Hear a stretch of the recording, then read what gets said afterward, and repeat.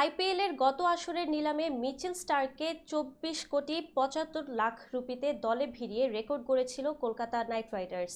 কিন্তু এবারে শ্রেয়াস আইয়ারকে দলে নিয়ে সেই রেকর্ড ভেঙে দিয়েছে পাঞ্জাব কিংস। রোববার সৌদি আরবের দ্বিতীয় বৃহত্তর শহর জেদ্দায় অনুষ্ঠিত হয়েছে এবারের মেগা নিলাম, আর যেখানে 26,75,00,000 রুপিতে শ্রেয়াস আইয়ারকে দলে নিয়েছে পাঞ্জাব কিংস। 2 কোটি রুপি ভিত্তি মূল্যতে নিলামে উঠেছিলেন আইয়ার। শুরুতে তাকে নিয়ে পাঞ্জাবের সঙ্গে লড়াইয়ে নামে কলকাতা নাইট রাইডার্স, কিন্তু 10 কোটির উপরে দাম উঠায় সরে দাঁড়ায় কলকাতা। এরপরই দিল্লির সঙ্গে লড়াই শুরু করে পাঞ্জাব, যেখানে গত আসরে স্টার্কের 24,75,00,000 রুপির রেকর্ড ভেঙে দিয়েছে আইয়ার। 26,75,00,000 রুপিতে শ্রেয়াস আইয়ারকে দলে নিয়েছে পাঞ্জাব কিংস।